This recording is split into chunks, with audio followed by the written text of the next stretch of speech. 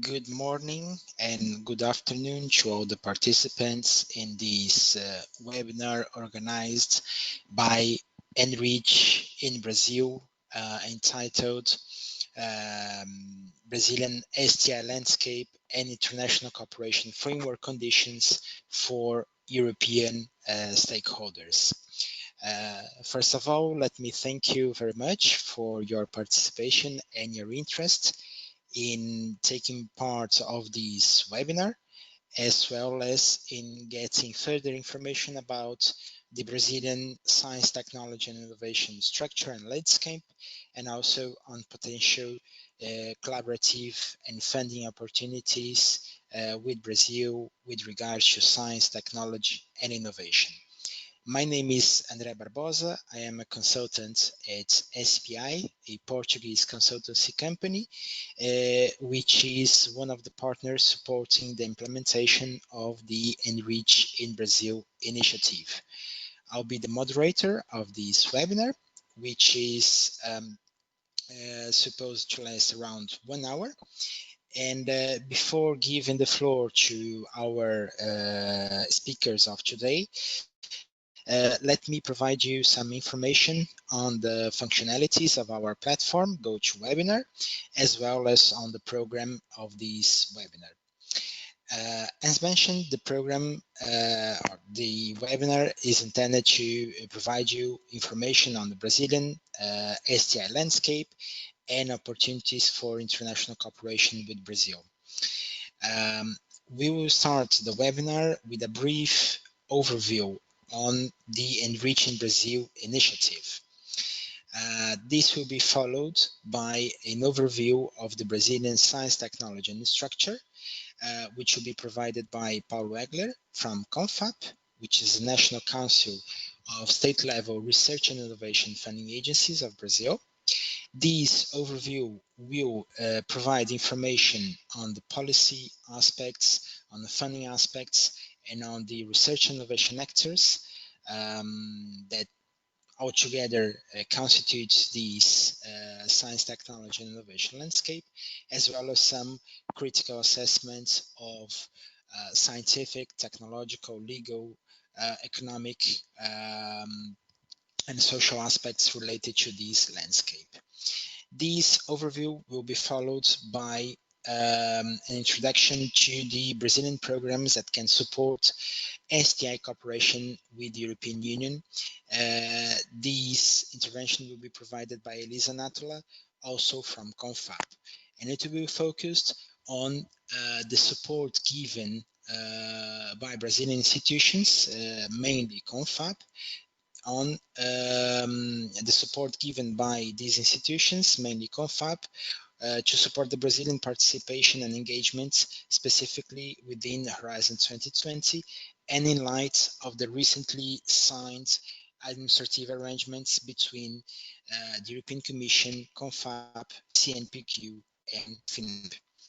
We will finalize our webinar with a questions and answers session. A few notes on the technical functionalities of these webinars. You as a participant, you do not have the possibility of intervening orally in this webinar. Your questions and doubts must be placed in written form. For that, in the panel control that you have of the GoToWebinar platform, you see a menu called Questions, in which you can access and write down your question. When writing down your question, please refer specifically to whom you are addressing it. Okay. As I said, at the end of our webinar, we're going to have a question and answer session in which all the questions will be read, and the speakers, Paulo and Elisa, will then provide you the replies. Also, please be informed that all the presentations that will be provided in this webinar are available for your download in a menu called Handouts as well. So far, there is just one presentation, the overview of ENRICH in Brazil. As soon as we start the other topics of the program, the respective presentation will be made available in this handouts menu. As a final note, please be informed as well that the webinar is being recorded, and this recording will be made available afterwards. Without further delays, I'd like to invite Paul Wegler to take the floor to make the overview of ENRICH in Brazil.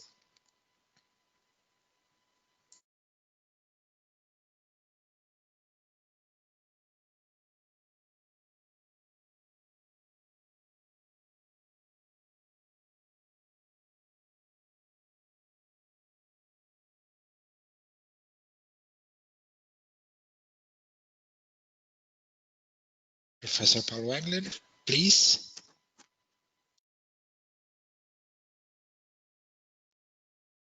Thank you very much, Andre. Well, as already mentioned, my name is Paul Wegler. I work for CONFAP, and me and Elisa Natola will be the speakers of this webinar. And first of all, we will present basic information about ENRICH.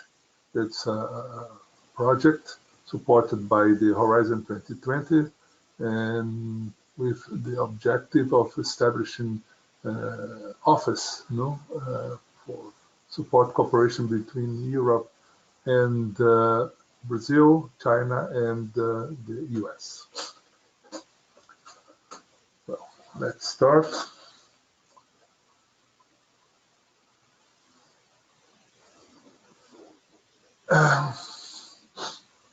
Well, as mentioned, SWOT was the original project supported by the Horizon 2020 in order to support this office in Brazil. Okay, we have three of these offices. SWOT is the project for Brazil, ERICENA for China, and NIA US for the United States. The main objective of SWOT, and of course of the others also, is encourage cooperation among European and Brazilian research, innovation, business organization, and establish and deploy a self-sustainable center for Europe-Brazil business and innovation cooperation in a period of 48 months. Of course, the idea is after this period of the supported project by EU, the idea is that the office could sustain itself, as well as the other three. These are the organizations involved in the three consortiums, the Brazilian one, and this is the SWOT consortium, the consortium for SWOT in Brazil, that we have 4 Brazilian institutions and 8 European institutions.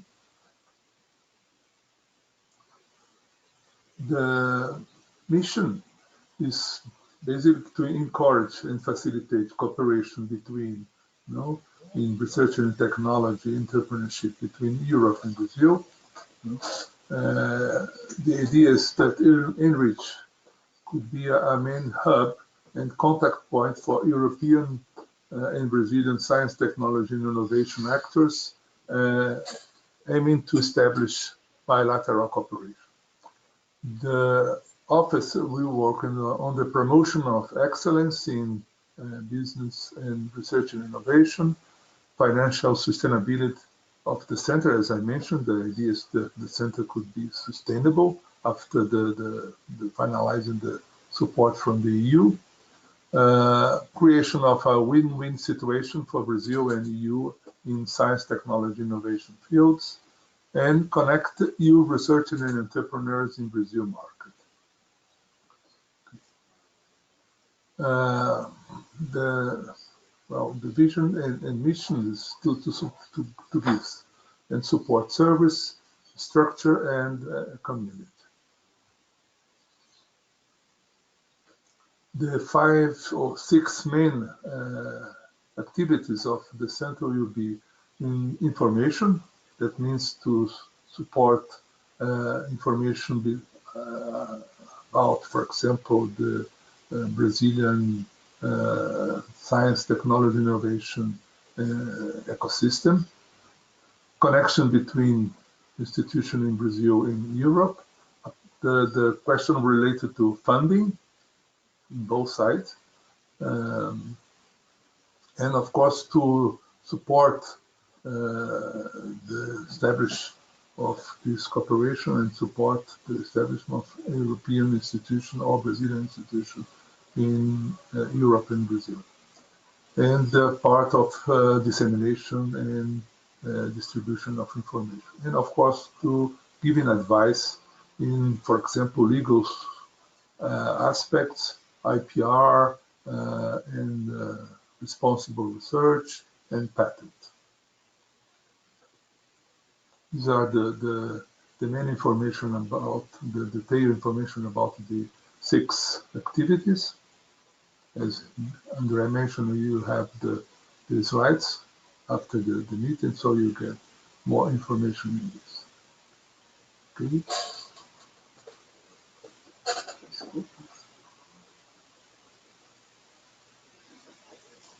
The service portfolio, that will be available from now, June, July 2018. As the previous slide, the project will finish in 2020. But the idea is, since now, 2018, the European and Brazilian institutions could get support and help from the project, mainly in the 6 activities I have already mentioned. Okay, so we have a lot of activities starting in this year from June, July. So it's just to go to the website and to make a registration and receive all the information about the activities that will be developed by the project. The ENRICH project in Brazil will have 2 focal points, one in Brussels and another one in Brasilia, that's the capital of Brazil. And the legal entity was created in November last year. The participation, or let mean the Brazil community of ENRICH, would be the membership would be established by supporters, soft landing hubs, service providers, individual and organization as beneficiaries.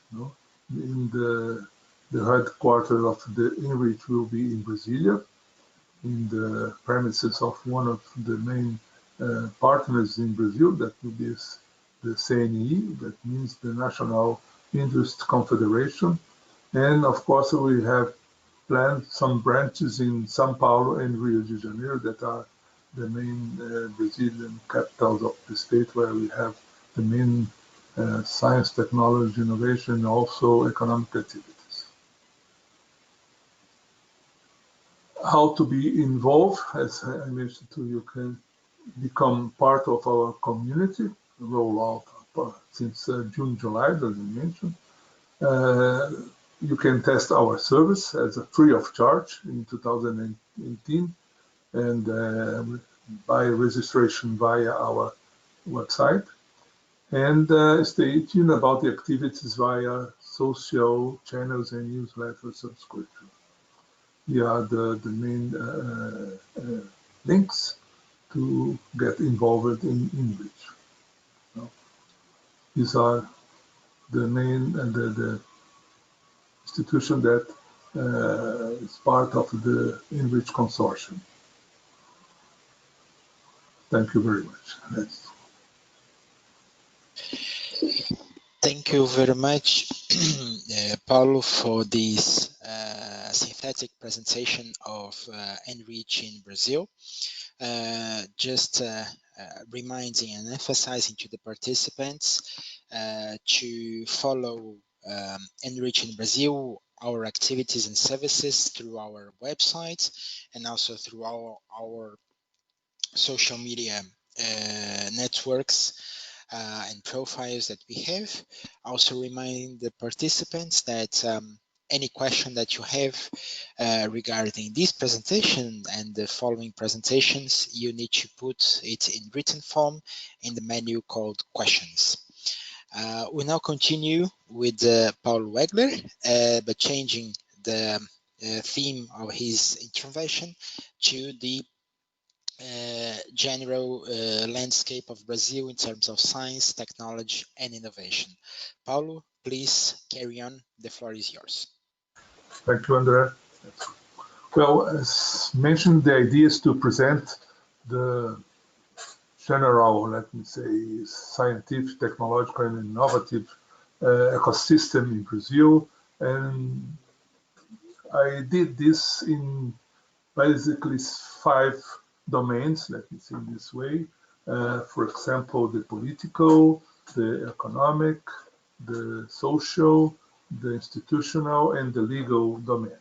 So the idea is go through these 5 domains and explain the nowadays situation in Brazil, and of course at the end of each one of these domains to present a SWOT matrix to present the opportunities, the threats, the weakness, and things like that. Well, let's start by the political framework.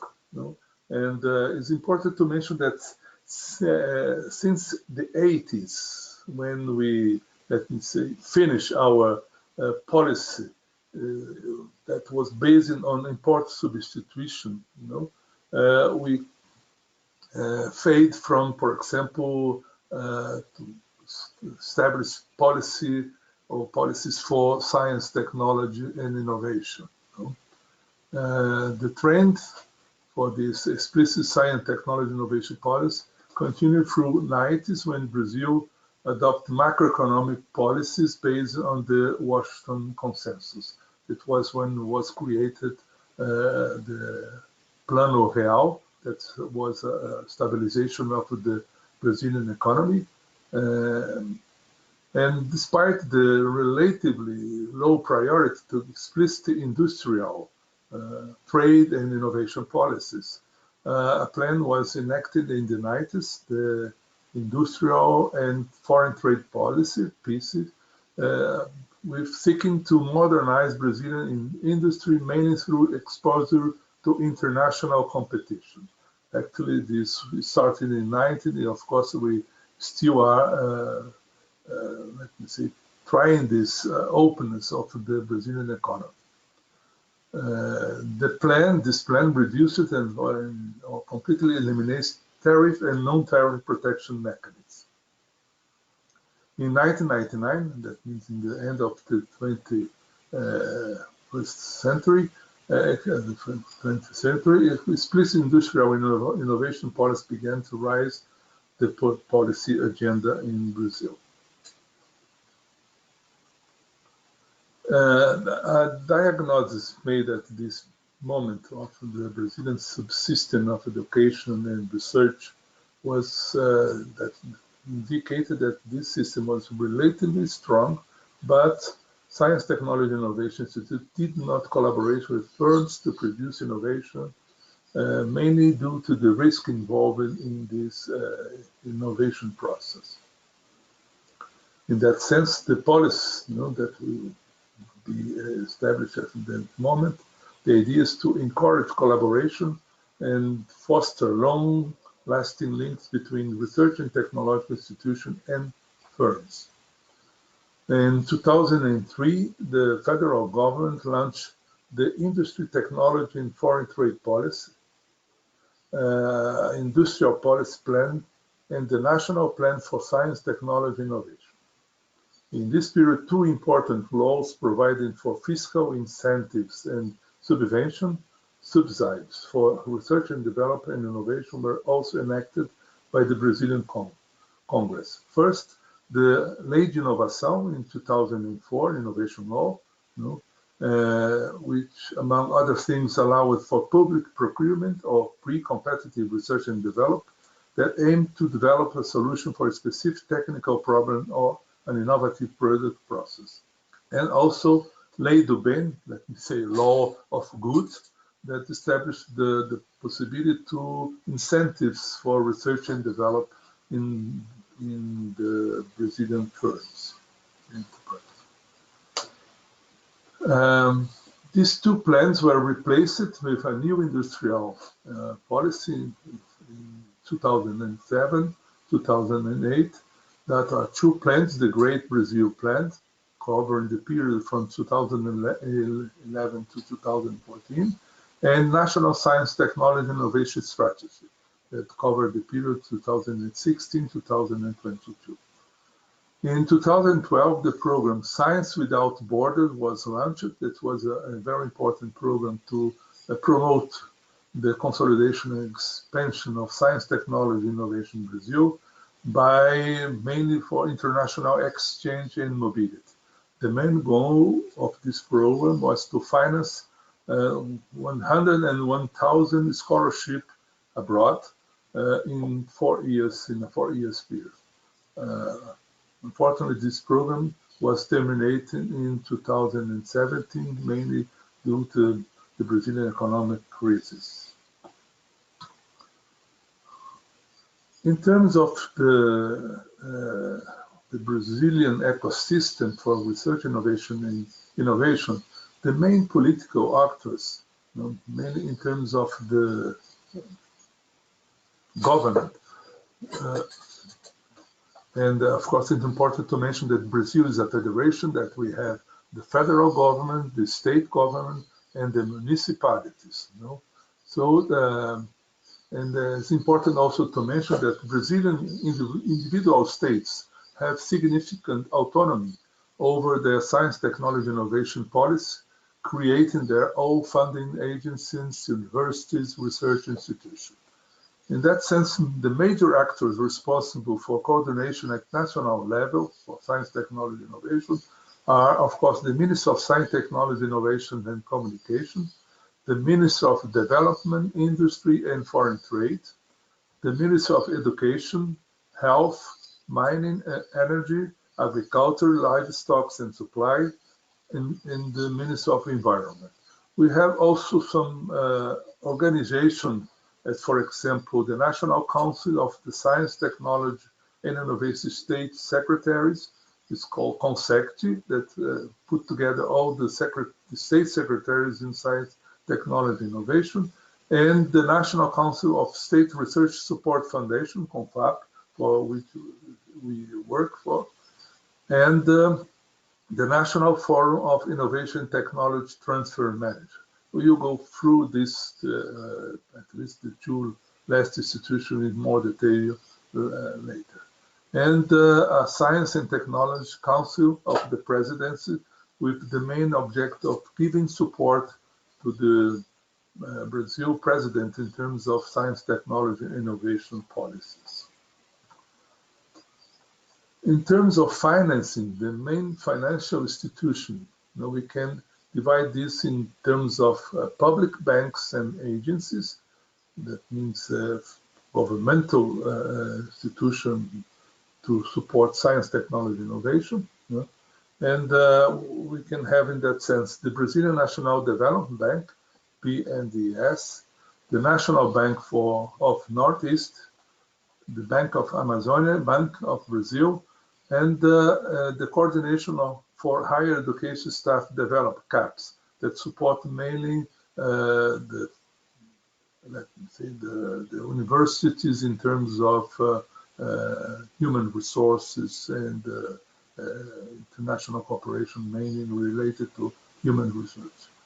We have also the Brazilian Innovation Agency, Funding Authority for Studies and Projects, the acronym of FINEP, which is the main agency to support innovation in enterprise or in firms.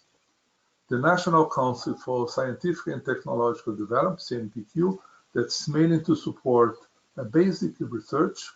As I mentioned, FINEP is basically to support innovation in enterprise.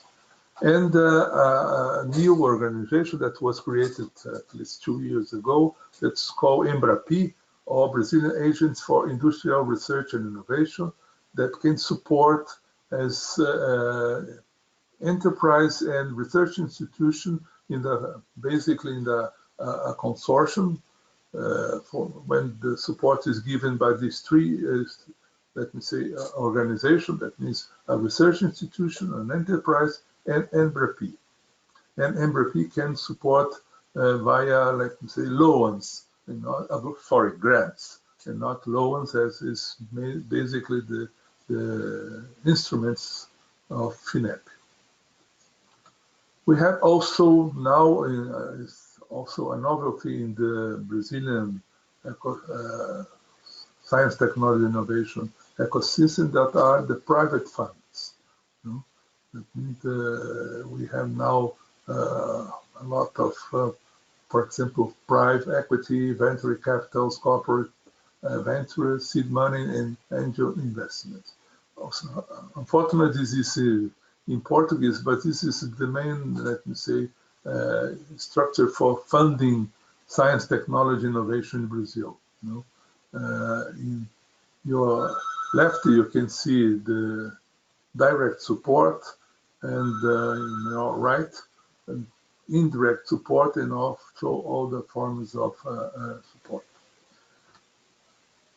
Trying to establish a kind of SWOT for this political scenario, we can have as a strength, you know, the resilient nature of the science, technology, innovation system in Brazil.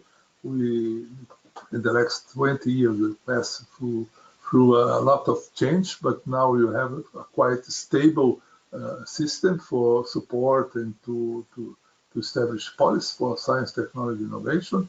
The independence of individual status of the science, technology, and innovation policy. And as weakness, we can mention change and uncertainty in face of the political crisis. It's a main problem in Brazil. The low recognition by Brazilian society of science, technology, innovation role for the development of the country. And this is mainly in terms of the Brazilian Congress. A sinusoidal oscillation of the budget. That means we can go in up and down situation. Now, unfortunately, we are in the down situation, but of course, this can change in the next years. And an important aspect is a significant asymmetries between Brazilian and European mechanisms and procedures for financing science, technology, innovation.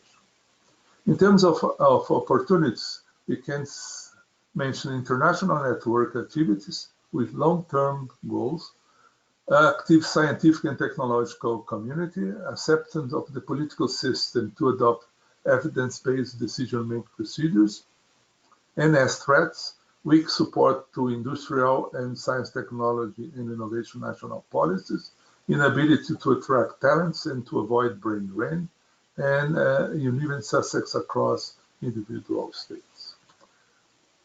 The second domain is the economic framework. You know? And despite its overall low innovative profile, Brazil has some highly innovative dynamic areas. For example, the agribusiness sector. Brazil has a huge agribusiness system, and it's important to mention that this was possible due to the existence of an enterprise that's called EMBRAPA. It's an agrarian research institution, and anchored by the Genetic Research, you know, and is a public agency in Brazil, enterprise in Brazil. Another sector is the service sector. You know, Brazil is one of the world leaders in bank automation. You know, And by the year 2000, Brazil represented the 7th largest world market in terms of domestic software sales. And although it's still relatively low, the share of the software industry in GDP trend from 0.27 in 1991 to 0.71% in 2001. Another sector is the energy sector, where we have, for example, the petroleum and gas sector, and very important scientific and technological development, mainly due by the existence of the Brazilian state-owned enterprise Petrobras, which has a research and development center, SEMPS, that developed this deep water technology for the exploration and the production of oil in deep water, for example, nowadays in pre-salt deep water in Brazil. And of course, the aircraft sectors, where we have the main enterprise is the Embraer, that produce mainly regional jets, and nowadays, maybe in the next days, we will announce a cooperation between Embraer and Boeing. In terms of SWOT metrics for the economic, we can have as a strength the dynamic sector, technology-based industry, as I mentioned, for example, in the agribusiness, aircraft, service, having a base in almost all critical technology areas and being a strong trade partners with EU. As weakness, the dynamic sector have already many foreign collaboration. Opportunity, the energy sector is worldwide important and science-driven. Software is a key for the fourth industrial revolution and good fit with promising technology field. As threats, we can mention large companies in energy sector and high intellectual property sensitivity that could prevent building scientific collaborations. The next is the social framework. And in that domain, we can mention that in 2011, Brazilian government spent 19% of its total expenditure on education, which is above the OECD average of 13%. However, this expenditure, although higher than the average of the OECD, in terms of individual students, we are below this average. For example, in Brazil, we have around $2,985 for each student, and in the OECD, the average is $8,952.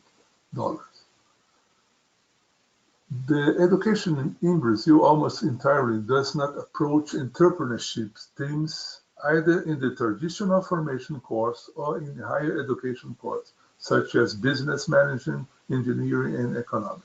This is a lack in the, let me say, in the basic education in Brazil, not having entrepreneurship as one of these parts in the general courses.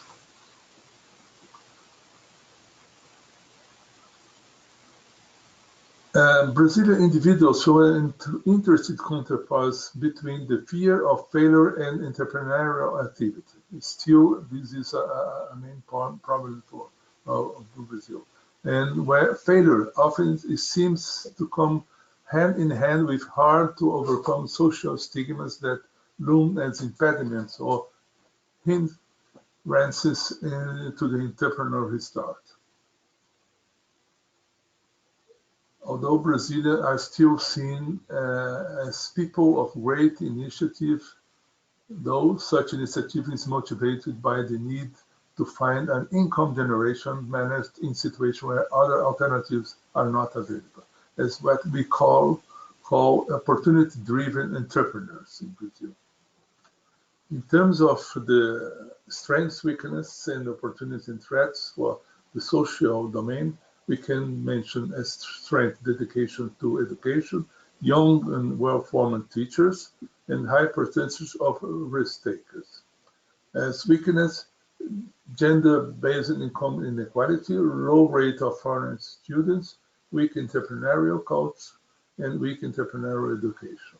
As opportunity, young and educated workforce, and threat alienation of non-educated people from economic life. In the technological framework, it's important to mention that research and development is mainly performed in federal university and numerous research institutes at the federal and state levels, being responsible for the notorious improvement of scientific performance in recent years. The Brazilian productive sector, operating in a relatively protected economy until the 90s, had little incentive to undertake the research and development, justifying the low percentage of innovation. Most firms in high-tech sector are subsidiaries of multinational corporations, which will tend to invest in research and development and innovation at home, and only carry out research and development achieved in Brazil to adapt products and service to local conditions of the net. Related to OECD countries, Brazil is home to only a few of the largest research and development investing firms. And though being at the forefront of high technology fields, as mentioned, for example, deep water oil extraction and exploration, this leadership in innovation has not spilled over to the rest of the Brazilian economy. The counter-performance on non-technological innovation as measured by trademark registration is very weak. Research output measured by scientific publication in top quartile journals is weak by OECD standards. Although we increase in the last year, in 10 years, from 11.8% to, from an average of 11.8% a year between 2003 and 2030. And compare with China, we are below them because China was 18.9 and India 13.6. Brazil government continue to support various initiatives aimed to develop its public research institute network. The SWOT matrix for this is, in terms of strengths, the existence of role models such as Embraer and Petrobras, low presence as weakness, low presence of research and development based firms, low research and development outputs, high dependence on imported technology, and weak university industry cooperation. Opportunity, U-links, and dedicated effort of CNE could transform the science, technology, innovation ecosystem. CNE is the National Confederation of Industry, and failure in generating business, research, and development. The legal framework that is important mainly for for example, the relationship between firms and the research and the innovation system. We have some progress in the recent years, starting, for example, for the intellectual property, where we changed some basic laws for that, but the main problem we have in that area is that the Brazilian Patent Office, ENPI, that's the acronym, is being facing a huge backlog of patent application, which has led to an average waiting time for examination of this patent at around 10 years. That's a lot of time. The delays apply for both patents and utility models. Patent application is supposed to be in 2013 around 200,000, and the initial cause for this backlog was a change from Brazilian Industrial Code to the Brazilian Industrial Property Law, finally recognized patent rights in pharma, agriculture, and biotech. This allowed caused an overwhelming surge in patent application in Brazil from 60,000 by year in 1995 to 34,000 in 2013.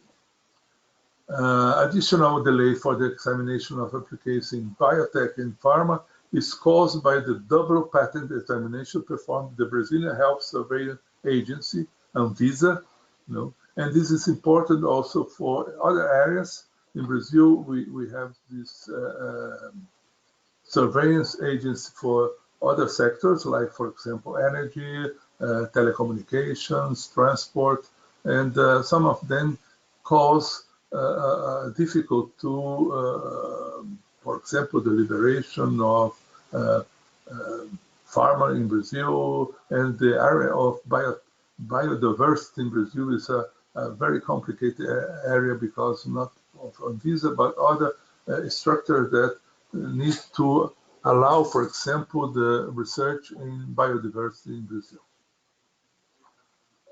It's important to mention that recent measures have the potential to bring the Brazilian patent system more in line with the rest of the developed world and will provide more legal security for foreign investments in Brazil.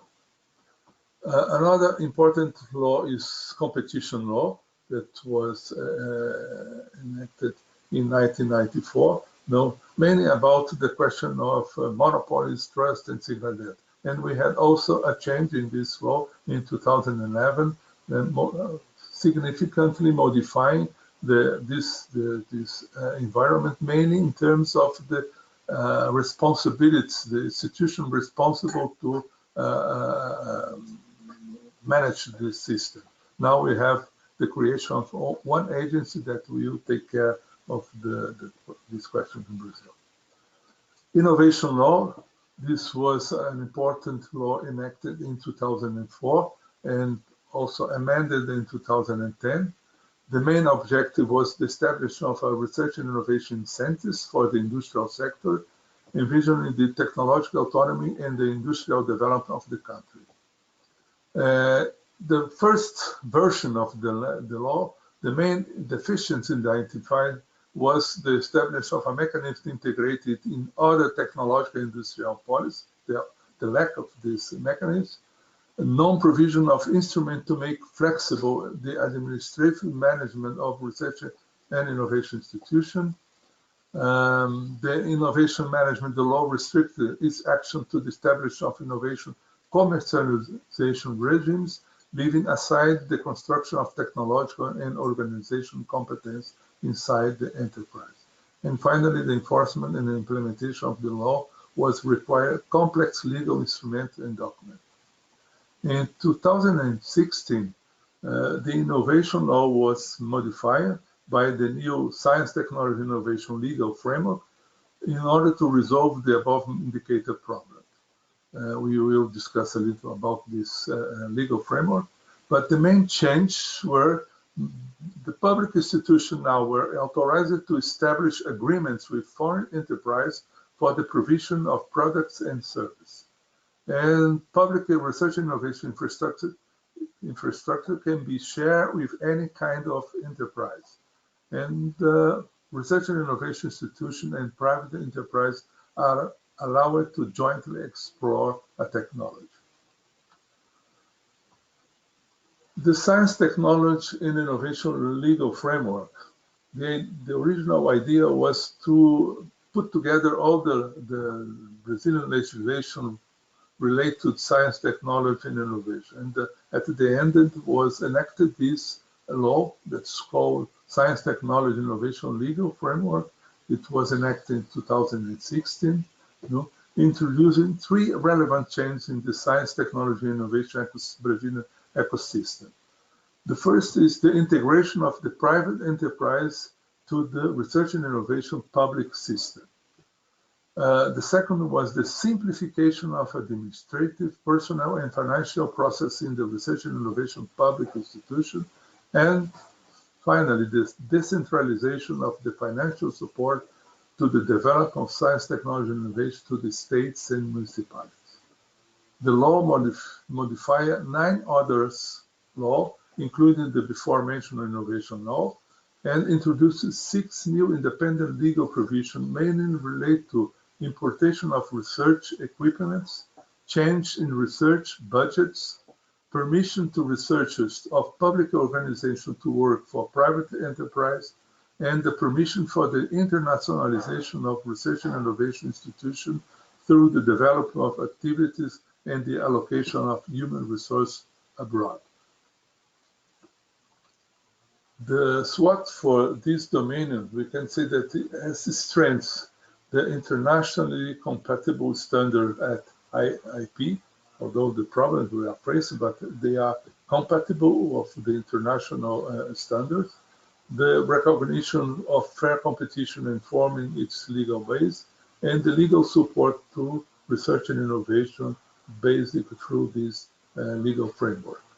As weakness, the weak revenues from patents, slow process at gaining IP, limited numbers of patents, and lack of political and administrative will to enforce the new legislation. Opportunity increase in research and development cooperation, mainly with, as is the objective of ENRICH with Europe. Threats, not solving IPR process problems would be really a problem in the future, and weak law enforcement could harm the competition. Finally, the institutional framework, we can divide this in 2 domains. Public research institution, I will call PRI, and it's important to mention that the majority of the research infrastructure in Brazil, around 56%, was installed in the 2000s. The key public research institutes continue to expand with governmental support. This support comes from sectorial funds that's called CT Infra, which support the maintenance, upgrading, and modernization of science, technology, innovation, research infrastructure in higher education institutions and the private research institutions, and the development of their partnership with the business sector. Private research institutes, and the main example of that are the institution of SENAI, the National Service for Industrial Learning. SENAI is part of CNI, that also one of the members of the ENRICH consortium in Brazil. The SENAI has institutions with objectives is to enhance the productivity and competitiveness of the Brazilian industry.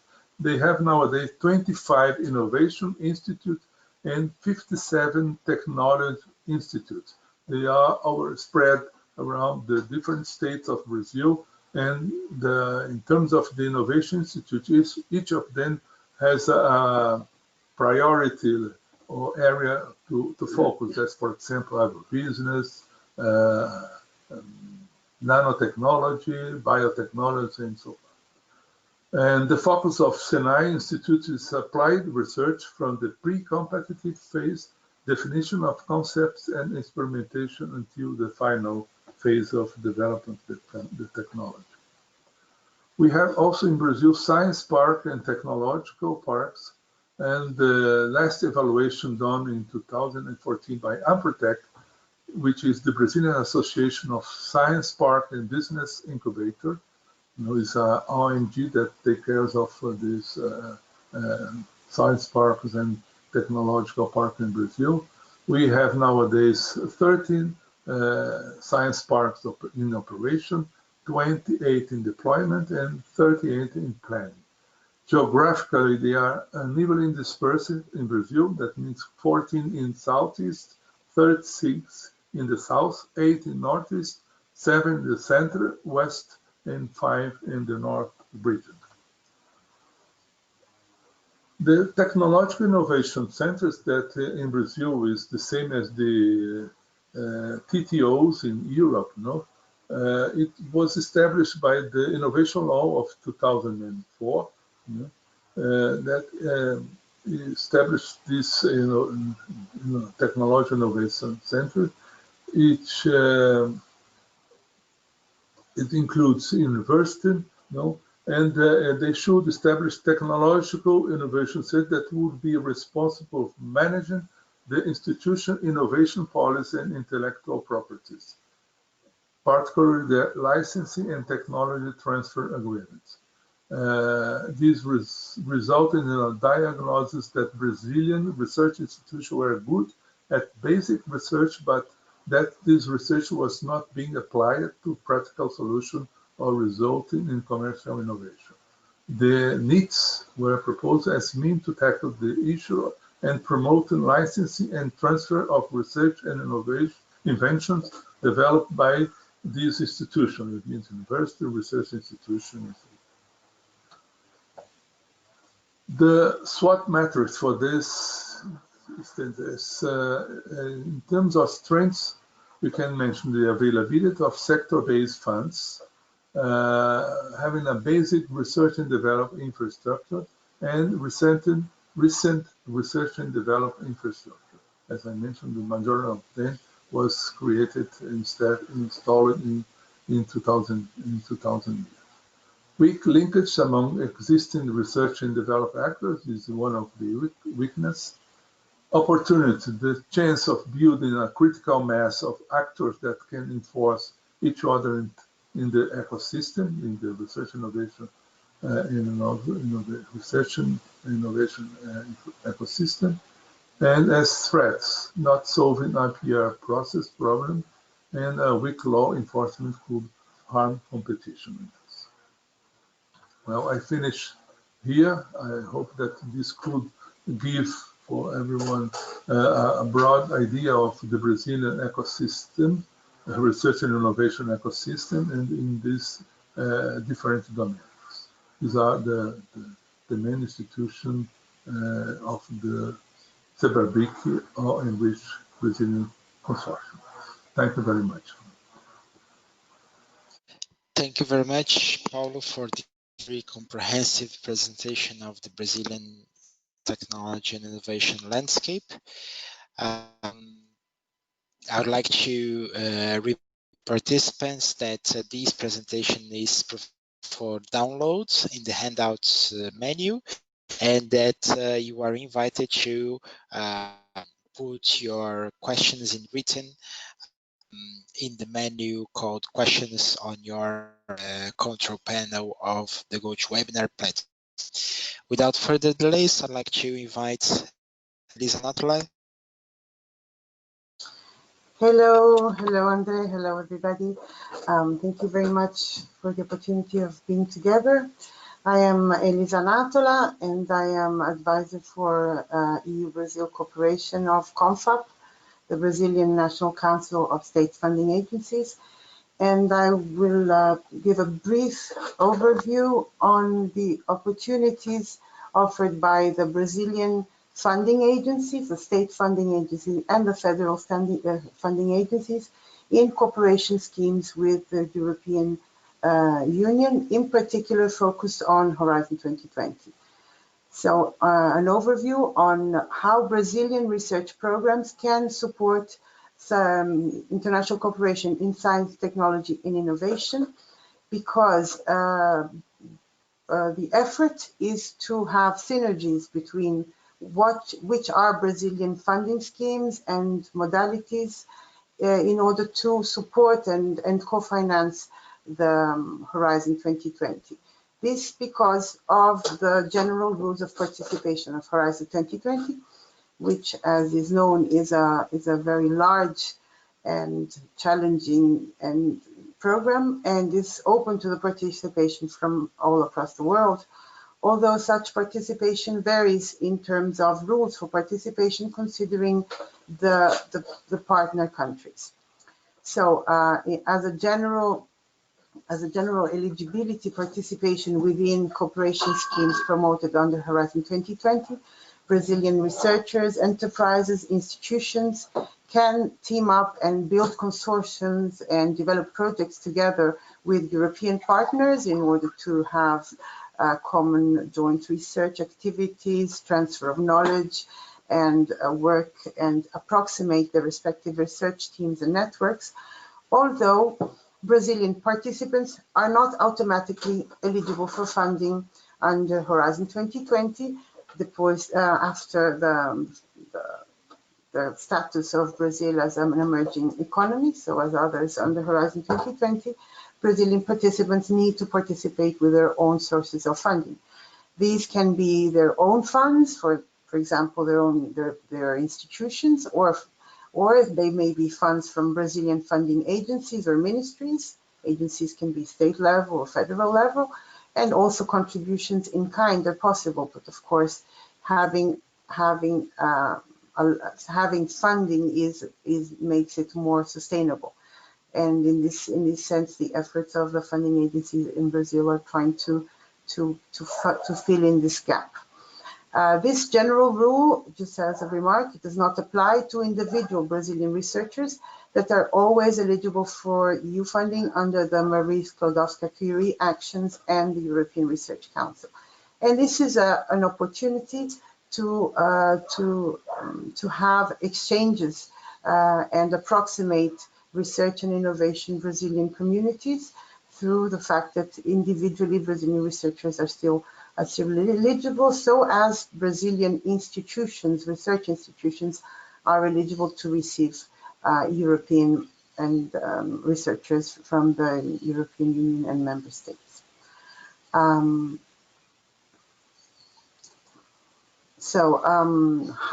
to overcome this constraint of not having automatic eligibility within Horizon 2020? After the past framework program, the Brazilian participation in terms of partnerships and projects was very significant, was very high, was the 5th major between the third countries.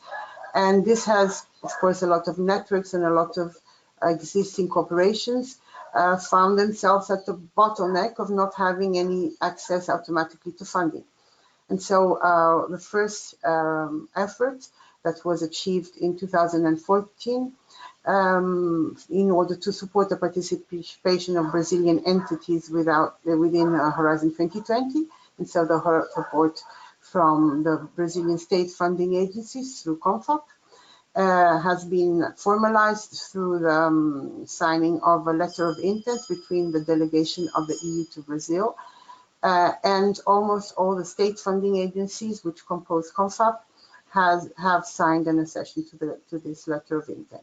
Just to give a dimension of the numbers in terms of state funding agencies, CONFAP gathers 26 funding agencies of 26 states from Brazil. So there is only one state who does not have a research funding agency, which is being established, but still has not been established, but basically the whole territory is covered.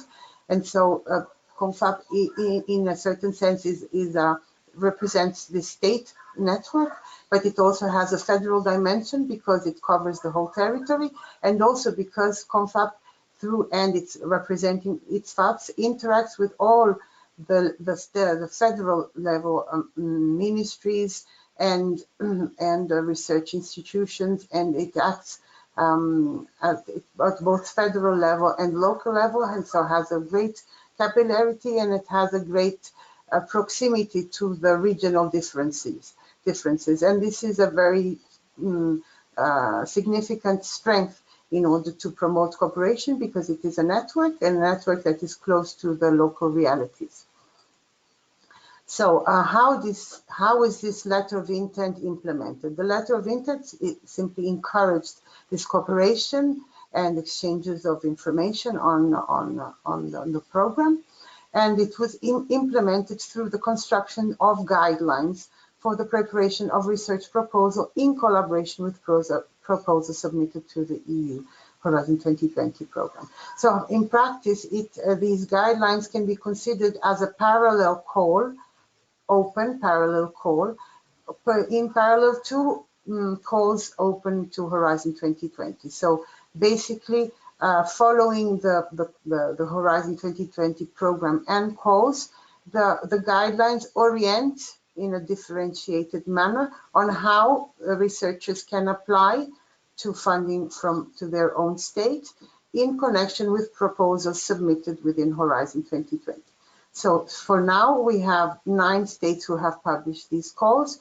They are one different from the other because each funding agency adapts its guidelines to its own characteristics, needs, priorities, financial dimension, financial schemes, its own funding programs. And so this is a very specific dimension that needs always to be verified by the Brazilian proponents and also by the European partners, who of course have to know which is the framework.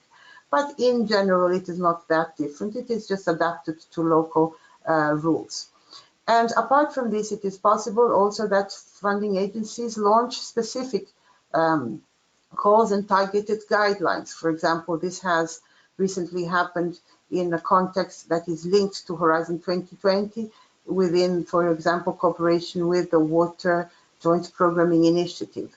The 16 as a whole, funding agencies have launched targeted calls to cooperate in the field of water on specific targeted themes, and have allocated a very considerable budget to the overall call, to the coordinated joint call, and with a very good participation of Brazilian partners. The calls are still ongoing, so we don't know the results, but they're very promising consortia that are being built. And always in the same philosophy and concept, it is very recent. It has been published yesterday afternoon. CNPq has also published its guidelines for the participation of Brazilian researchers in collaboration to proposals submitted to Horizon 2020. The guidelines from CNPq are basically they are very similar to the guidelines elaborated by CONFAP, and this is an important strength also in cooperation that CONFAP and CNPq and FINEP and CAPES, all these funding agencies work in a very, very close connection and always try to launch programs together, implement policies together in order to support the research innovation communities in Brazil. And so there is a very strong similarities on the structure, concept, and means of implementation. And so the general features that we can identify both from the FAP's guidelines and from the guidelines launched recently by CNPq is that they are not the targeted ones, but the ones that have been published as general guidelines, the 9 ones from the FAPs and the one from CNPq, is the characteristic is that they're open. They're open to all Horizon 2020, all pillars, all the calls. It does not specifically support one call or another. So it gives a very wide range lack of opportunities, a very big flexibility in terms of identifying which is priority to the proponent, and it's very demand driven, and it really is close to the research community and what it expresses, and it also awards excellence, because it, of course, which is successful, it may be have a greater chance of being funded. For what concerns evaluation, there is a sort of parallel evaluation. So the proposal is submitted by the consortium leader within Horizon 2020 by the modalities, usual modalities. So within the participants portal, the consortium builds the proposal together, and the coordinator submits. But then in parallel, the Brazilian funding agencies must submit to their own funding agency. Before doing that, they have to consult their funding agency, being state or federal. They have to consult and ask if there are, which are specific eligibility criteria, which are the specific rules, because if it is done only after, maybe the answer will not be positive. For example, FAPESP has the rule that it must be consulted before, otherwise it's not illegal.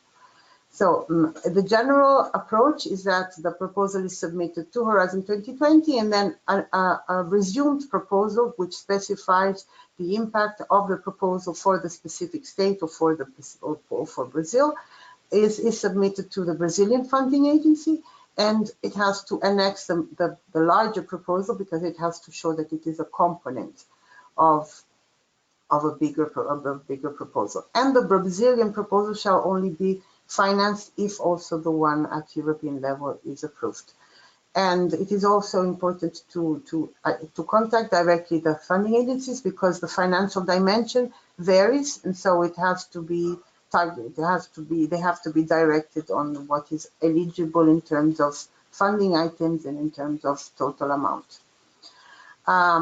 We have done a work of screening with reference to the 2018 and 2020 work programs.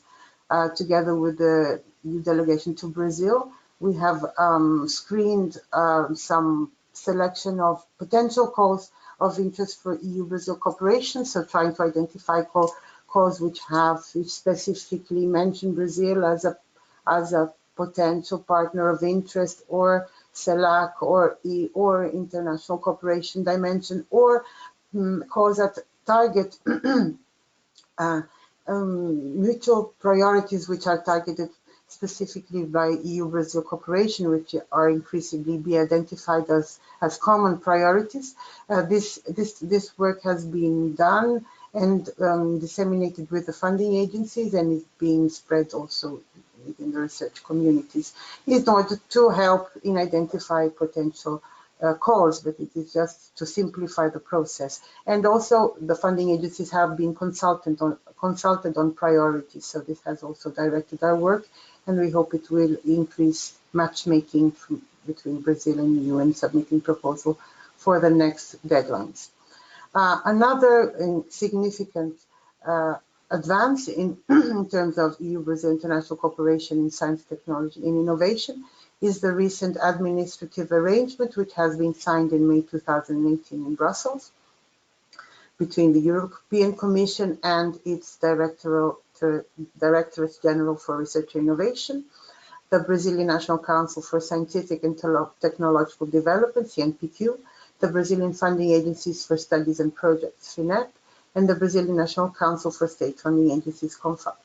So this is a new framework which can open to other possibilities of cooperation, and it is important that Brazilian partners can work together and be complementary, and this is a mechanism which does not replace the one existing, for example, for CONFAP, or now as well for CNPq, who individually can support calls, but it can give other type of support which can be joining efforts and specific type of support which the different agencies can give. It is important to highlight that the work of what will follow up from this administrative arrangement, it will be coordinated with the steering committee established by the Science Technology Agreement. And so that means that we will try to target the key priority cooperation areas which are being identified by the steering committee.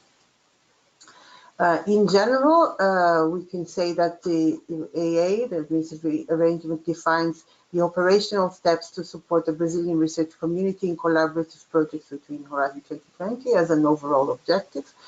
And it aims to promote a stronger cooperation between EU and Brazil based on mutual benefits, so targeting on mutual priorities. And it tends to implement mechanisms and collaborative activities, and also to approximate and improve new mutual knowledge and awareness on the respective funding programs, because it approximates funding programs in the co-financing efforts. So how does this work in brief? With the overall objective of course, enhancing such cooperation, and based on areas of common interest, there are three main instruments which are being indicated. Collaborative projects, so to support jointly collaborative projects in research and innovation, to launch together coordinated calls, which are specifically EU-Brazil calls. They're not collaborative projects which can be multilateral, but are specifically directed to EU-Brazil cooperation and are jointly defined, whereas collaborative projects most often are already predefined. For example, at the moment for Horizon 2020, the goals are already defined, are already published or foreseen. For the coordinated call, the content of the call, the objectives, the modalities, and the evaluation, everything is done in common. Everything is done in a coordinated manner. Definition of objectives, implementation, funding, evaluation, and implementation.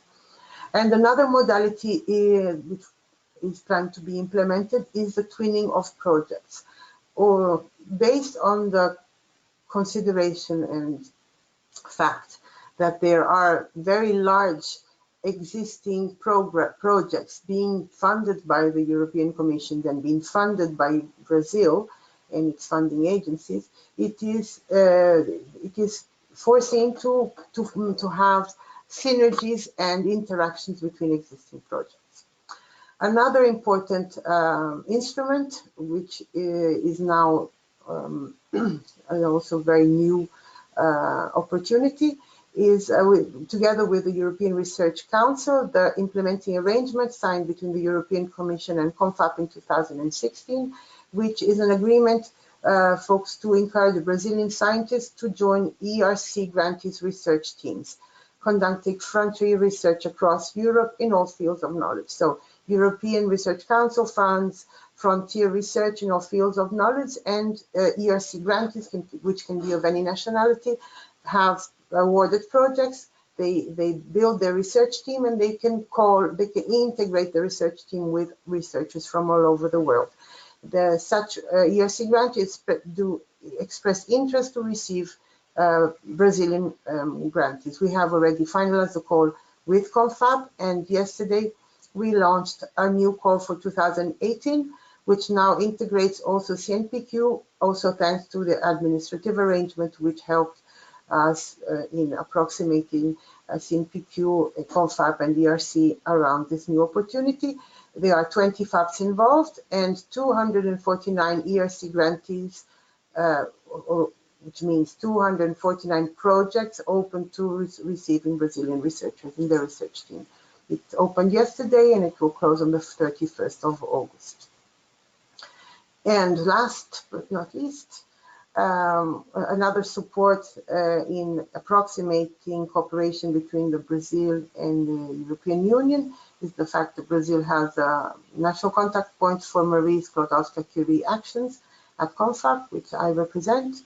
And in order to support all mobility schemes at individual scale and multilateral, so in a collaborative manner between research institutions and also enterprises, because Marie Curie is intersectoral and interdisciplinary, so it is possible to cooperate between research institutions and non-academic institutions.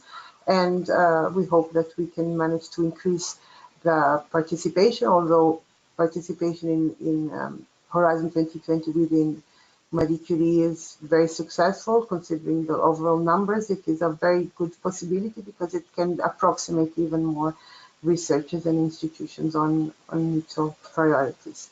So this is it, and these are my contacts if some specific issue can be useful for the future. And thank you very much. Thank you very much, Elisa, for this very interesting and thorough presentation of the collaborative opportunities for European stakeholders under the Brazilian funding schemes, particularly under Horizon 2020. We shall now move forward to the question and answers session. So once more, I'd like to ask the participants, if you have any question, please provide it in written form, and do so quickly as we are approaching the final moments of our webinar. In the meantime, I'll start asking the questions to our presenters, and starting with Paulo Egler. The first question is, considering the partnership of DLR as an European partner, I'd like to ask if Brazilian institutions from the aeronautical and aerospace fields are involved in the program. I assume by program the participants is referring to ENRICH in Brazil. Paulo? Well, actually, not institution from these two areas, no, but of course the aerospace area in Brazil, for example, is very interested in collaboration. And for example, I can mention that since the 7th Framework Program, one of the main Brazilian industry that tried to establish cooperation with Europe through this program was Embraer, which is the main enterprise of this area. So, of course, they are not part of the consortium, but they are very interested in many other industries in Brazil are very interested in collaborate with Europe, or enterprise in Europe. Thank you, Paulo. Another question to you. By the year 2000, Brazil represented the 7th largest world market in terms of domestic software sales. Question is, what are domestic sales? Okay.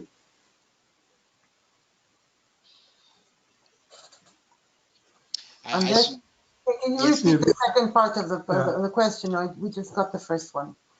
Yeah, so the question is, what are domestic software sales? I believe in your slot, Paulo, you mentioned that Brazil represented the 7th largest world market in terms of domestic software sales. And the question is, what are domestic software sales? What is considered as such?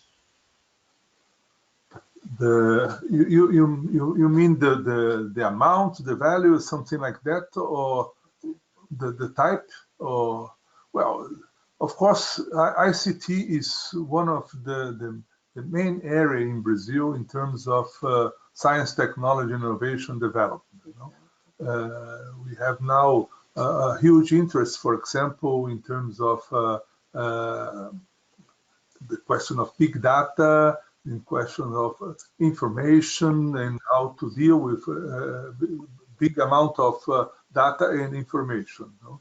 So this is one of the areas, for example, that we are in different programs in Brazil, different support programs in Brazil to improve. You know? For example, if you consider FINEP, that's the innovation agency, the support innovation agency, is a Brazilian innovation agency. They have a specific, the other agents have a specific program to support ICT development in Brazil. You know? So in terms of the internal market, it is an important area. Of course, we include this area also in the area of service. As I mentioned, for example, Brazil has a huge development in automation in banks and things like that. And of course, the new fourth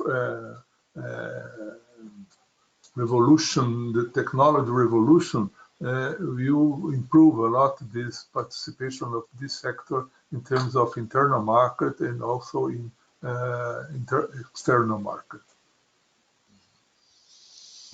Thank you, Paulo. We still have 2 additional questions to you. One is the term fourth industrial revolution equal to industrial internet? Yeah. Yes. Okay. Yeah. Yeah. Okay.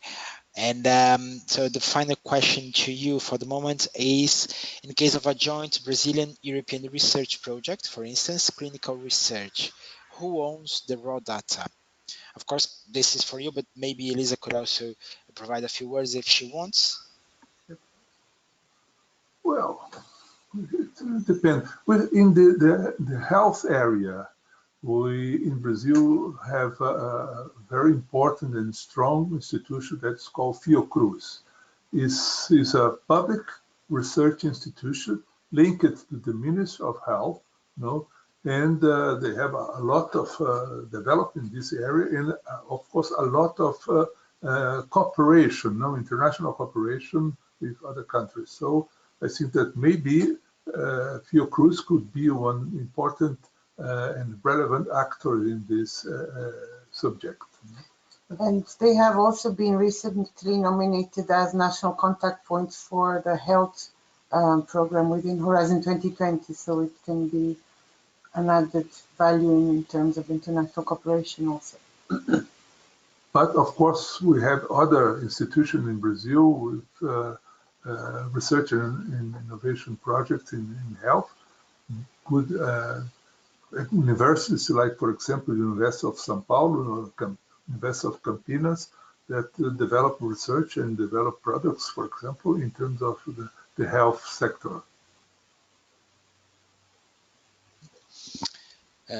Thank you for both for replying this question. If I may also just say a few words on these. Of course, the question addresses the issue of intellectual property rights, I believe, as the question refers to the ownership of the raw data involved in the clinical research collaborative project. And in this context, and consider this issue, at the end, it will ultimately be solved by the legal agreement signed by both the Brazilian and European research organizations, a consortium agreement, or another, if it is a funded project on the grant agreement. There are multiple possibilities in terms of intellectual property rights clauses that rules this situation.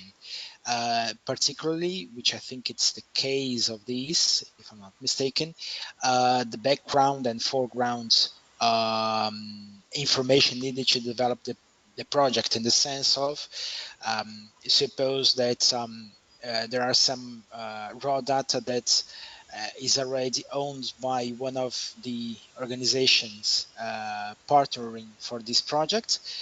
Of course, the consortium agreement between the research organizations will need to rule how these, if and how this background information is put forward for the benefit of the implementation of the project. But at the end, it comes, it's a matter of ruling these situations on the legal agreements supporting the implementation of the collaborative projects. Before going for the specific questions to just if you allow me, just to include one comment on that. Yes, I think that this is one important area where ENRICH could help a lot in terms of advice and its possible works in terms of the establishment of cooperation between Brazil and Europe. As I mentioned, for example, IP for the pharma and biotech and biodiversity area now have let's say a small problem, that the inclusion of in the process, of approval and to establish the agreements on that of some of the Brazilian agency called Anvisa. That's not the impossibility of to have this agreement of the contract and things like that, but it's important to know very well the procedures and the ways to deal with, for example, this new agency in terms of establishing this definition of IP and property and things like that. So I think that is one area where ENRICH could help a lot in terms of establishing and solving the difficulties that we can, a European or a Brazilian enterprise could face in terms of this question. Getting back just a little bit to the question of domestic software sales, the participant who asked it clarified that, or put the question in a different way, if domestic software sales mean software developed in Brazil. Yes. Okay. Yes, we have a huge development in Brazil of softwares. This is one area where the investments of Brazilian government through its science, technology, innovation funding agencies is massive. So I think that we we have a huge development of this inside Brazil. Okay. Elisa, we have a question for you. Is there a specific funding program for aerospace related topics, considering the fact that Embraer is a global player in that sector? You're talking about the international corporate dimension? Yes. Well, within the calls identified by Horizon 2020, also this topic is very deeply covered through the space program, and of course, being the guidelines and the support by the funding agencies open, it covers also this area, of course. If in future possible coordinated calls or targeted calls may be launched jointly on the topic, is something that may be discussed for the future, but is not specifically foreseen. Nevertheless, Horizon 2020 foresees this area, and the funding agencies support also this topic, which is recognized as relevant for both and of mutual interest. So there is for sure interest in supporting. Okay, thank you, Elisa. So just a final alert, if you want to still put some questions to the speakers, now is the time. As a final reminder, all the 3 presentations are put for download on the handouts menu, so you can download them from there. In case you need any support or assistance, or to discuss any concrete needs for your organization in terms of looking for partners, getting in contact with certain organizations and so forth, that is the job that we do within ENRICH in Brazil. So we suggest that you contact us bilaterally through email. You have the contacts of the speakers, you have the contact information of ENRICH in Brazil, so we can follow that discussion bilaterally and address specifically your needs and interests. So I believe there is no further questions. Being that the case, I'd like to thank Elisa and Paulo for the very interesting presentation that you did on the Brazilian STI landscape and on opportunities for collaboration for European stakeholders. I would like also to thank all the participants of this webinar. I hope that this has been useful information to you. We hope to see you next time in another initiative or service provided by ENRICH in Brazil. Please follow our websites, follow us in social media networks. Have a nice day or a nice afternoon if you're in Europe. Thank you very much, and we'll be in touch. Bye-bye. Thank you. Bye-bye. Thank you very much. Bye.